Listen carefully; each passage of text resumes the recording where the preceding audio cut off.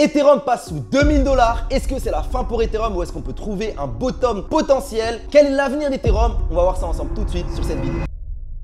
Hello tout le monde, j'espère que vous allez bien, c'est Adnan, je suis de retour pour une nouvelle vidéo. Beaucoup de gens se posent la question de est-ce que c'est mort, c'est la fin pour Ethereum? Il est passé sous les 2000 $, on a eu plusieurs dizaines de pourcents de baisse sur les dernières semaines. On va voir ça ensemble tout de suite. Déjà dans un premier temps, je vais voir avec vous l'actualité économique sur Ethereum. On parle d'un mystérieux attaqueur. Ensuite, on ira directement sur les graphiques pour voir l'aspect technique. On n'a jamais réussi à casser cette résistance-là depuis ce fameux 16 décembre. Par la suite, on pourra voir ensemble où sont les gros pools de liquidité. Ça va induire des particuliers, etc. à se positionner et avec des effets de levier. Et pour finir, on ira directement sur le carnet d'ordre pour voir ensemble où sont placés les gros ordres des institutions sur le marché. À peu près à 1970, on a 7300 Ethereum qui cherchent à être enclenchés. Allez, c'est parti. Déjà en termes d'annonce économique, on a eu une mise à jour sur Ethereum ces derniers jours, en ce début mars, avec notamment Ethereum Pectra. Le but, c'est de créer un réseau qui est plus rapide, plus efficace, plus attractif. Et malheureusement, on a déjà des problèmes. On parle d'un mystérieux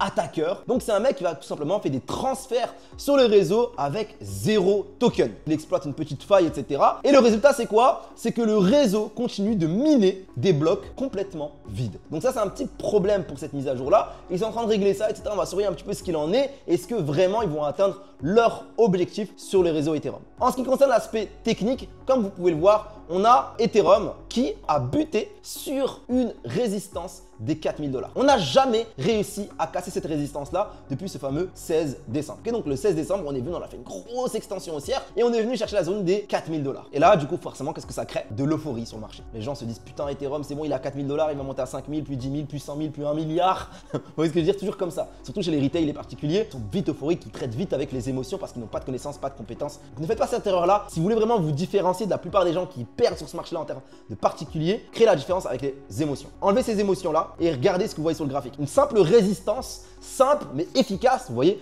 à chaque fois qu'on arrive sur cette zone de résistance, le marché réagit. Eh bien, on savait que tant que cette zone de résistance ne cassait pas, on n'était pas plus haussier que ça. On ne pouvait pas aller chercher la TH et plus. Donc aujourd'hui, c'est ce qui s'est passé. Le marché a réagi ici et depuis, on a complètement dévissé. On arrive actuellement sur une zone de support des 2000 $ ainsi que les 61,8 de la Fibonacci et malheureusement, on a cassé cette zone. Comme vous pouvez le voir en daily, une bougie vaut un jour. Et comme vous pouvez le voir, eh bien, on a réagi une première fois ici, on a réagi une deuxième fois ici, on a réagi une troisième fois ici, on a réagi également ici. Et là, on a eu la cassure début mars. Donc, on a cassé cette zone de support, on a cassé les 61,8 de la Fibonacci. Et maintenant, réfléchissez en termes psychologiques. Qu'en est-il maintenant dans la tête des particuliers? Qu'est-ce qu'ils se disent? Eh bien, ils se disent tout simplement que le support des 2000 $ a cassé, c'est la fin. C'est mort, Ethereum c'est fini, on va plus jamais en parler, ça va descendre à 0 $, etc. C'est ça la triste réalité, c'est que les gens malheureusement, au lieu de se dire c'est moins cher, parce que c'est du commerce, on est dans du commerce, l'investissement, le trading, etc. Quand ça baisse, c'est là où on est censé être intéressé, c'est là où on est censé entre guillemets être euphorique, même si on n'est pas censé l'être du tout à n'importe quel moment. Malheureusement le retail c'est l'inverse. Alors que le but c'est quoi? C'est d'acheter ici.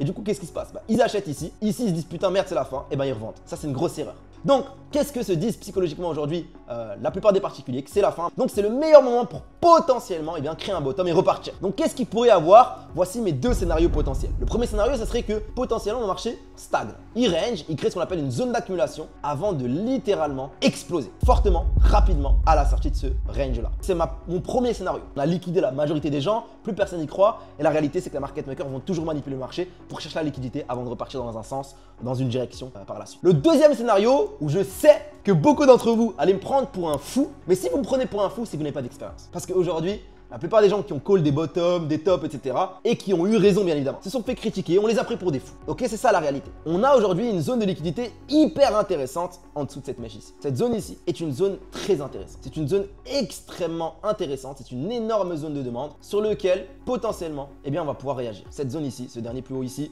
et cette zone ici au niveau de cette mèche ici. C'est une zone qui peut être super intéressante. Si vous pensez que c'est impossible, vous n'avez pas d'expérience. Tout est possible. Quand le marché était à 69 000 $, personne ne croyait que ça allait descendre. Quand le marché était à 16 000 $, tout le monde pensait que ça allait descendre plus bas et que c'était la fin ou quoi que ce soit. Quand je dis tout le monde, encore une fois, je généralise, mais vous avez compris, la majorité. Donc, premier scénario, c'est celui-ci. Deuxième scénario, c'est si malheureusement on reste dans cette tendance baissière et qu'on n'arrive pas à reprendre plus haut, pour moi logiquement après une zone d'accumulation, et que le marché continue à descendre, et qu'on n'arrive pas à reprendre rapidement la zone des 2500 $, pour moi il faudrait qu'on remonte rapidement au-dessus des 50% de la Fibonacci, qu'on remonte au-dessus de cette zone des 2500 $, et là ça serait plus intéressant. Mais tant que ce n'est pas le cas, malheureusement la réalité c'est que le marché pourrait chuter et venir dans cette zone, cette énorme zone de demande avant de repartir. Et la réalité c'est que oui, on a l'aspect fondamental, oui on n'est pas dans le même contexte avec les ETF, la réserve stratégique aux États-Unis, etc., etc. Mais encore une fois, toutes ces choses-là prendront du temps, les institutions, etc. ont les capacités de pouvoir continuer à réinjecter, comparé par exemple à un particulier que une fois qu'il a mis toutes ses économies, malheureusement il n'a plus d'argent, il ne peut plus injecter. Donc contexte fondamental, ok, mais encore une fois, si ça baisse, la réalité c'est que les institutions, eux, se diront que c'est moins cher, lorsque le particulier se dira que c'est la fin. Maintenant, en termes de liquidation, qu'est-ce qu'il en est?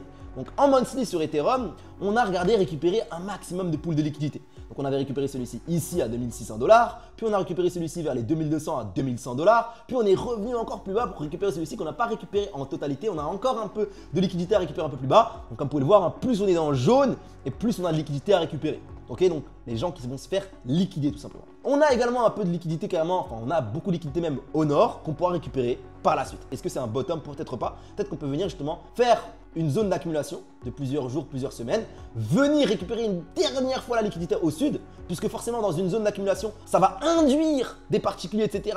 à se positionner et avec des effets de levier, parce qu'ils vont s'ennuyer quand ça ne bouge pas, quand le marché stagne. Les gens ils s'ennuient, ils en ont marre. Dans une zone d'accumulation, ils sont piégés. Et en plus, la plupart des gens vont acheter le haut du range, malheureusement. Donc, ils vont se sentir piégés. Et c'est au meilleur moment pour accumuler, faire une dernière baisse de panique et ensuite repartir à la hausse fortement, rapidement. Donc, voilà ce que je vois un petit peu. Si on se place en weekly, qu'est-ce qu'on voit? On voit qu'on a plus de liquidité au nord, ici vers les 2200 $. On en a un petit peu ici à 1500 $. Mais voilà, dans les prix actuels, on a moins que ce qu'on a ici. Donc ça va être intéressant potentiellement de récupérer ça par la suite. Donc pareil, ça pourrait être le signal que, encore une fois, zone d'accumulation, dernière zone de panique assez rapide pour récupérer les dernières liquidités qu'on a laissées et ensuite on va venir chercher ces liquidités-là plus haut. C'est quelque chose qui pourrait être intéressant. Donc à surveiller. Ne négligez pas aucun des deux scénarios que je vous ai dit. Le but c'est d'être préparé à tout ce qui peut arriver. Ensuite, sur le carnet d'ordre, qu'est-ce qu'il en est? Comme vous pouvez le voir, on a donc si vous voulez carnet d'ordre, des sell limites en haut, des buy limites en bas, de grosses institutions. Ok, donc là on parle de plusieurs milliards. Comme vous pouvez le voir, par exemple à 1600 $, on a 5060 Bitcoin, Ethereum pardon, qui attendent à être enclenchés. Ok, donc on a des buy limits. Ici, on a 5060 Ethereum de buy limit à 1600 $ l'Ethereum, ok, qui attendent à être enclenchés. Et pareil, au nord, on a à peu près à 1970, on a 7300 Ethereum qui cherchent à être enclenchés. Ok, donc là, on est plus près de cette zone-là. Donc potentiellement, c'est une zone qui va pouvoir aimanter le marché. Donc on a de la liquidité à récupérer pour enclencher ces ordres-là avant d'aller potentiellement dans une direction ou dans une autre. Ok, donc ça, c'est hyper intéressant de voir que ici, on a des sell limites. Et si on regarde un peu plus bas, encore une fois, on en a 1600, mais on en a moins forcément qu'au nord. Ok, donc voilà, j'espère en tout cas que cette vidéo vous a plu. Attention à Ethereum, pour ceux qui utilisent des effets de levier ou quoi, faites super attention, le marché est hyper manipulé. Franchement, je vous déconseille de faire ça. Évitez les effets de levier. Le spot, c'est beaucoup mieux. Le marché est déjà assez volatile comme ça. Ne vous faites pas avoir parce qu'encore une fois, vous allez vous faire liquider tôt ou tard. Il y a beaucoup de gens qui perdent des plumes. En tout cas, n'hésitez pas à vous abonner. Il y aura de nouvelles vidéos qui vont arriver. N'hésitez pas surtout à rejoindre mon canal Telegram où je mets de la plus-value quotidiennement. Il y a beaucoup plus de plus-value que sur YouTube, forcément. Et n'hésitez pas également à me dire en commentaire quel autre actif, quel autre crypto ou quoi que ce soit vous voulez qu'on analyse ensemble et je me ferai le plaisir de regarder ça avec vous. Ok les gars, j'espère en tout cas que cette vidéo vous a plu. On continuera à envoyer un maximum de vidéos sur cette chaîne YouTube. Donc encore une fois, n'oubliez pas de vous abonner. Je compte sur vous par rapport à ça et je vous souhaite une très bonne journée ou soirée, peu importe quand vous regardez cette vidéo. Let's go!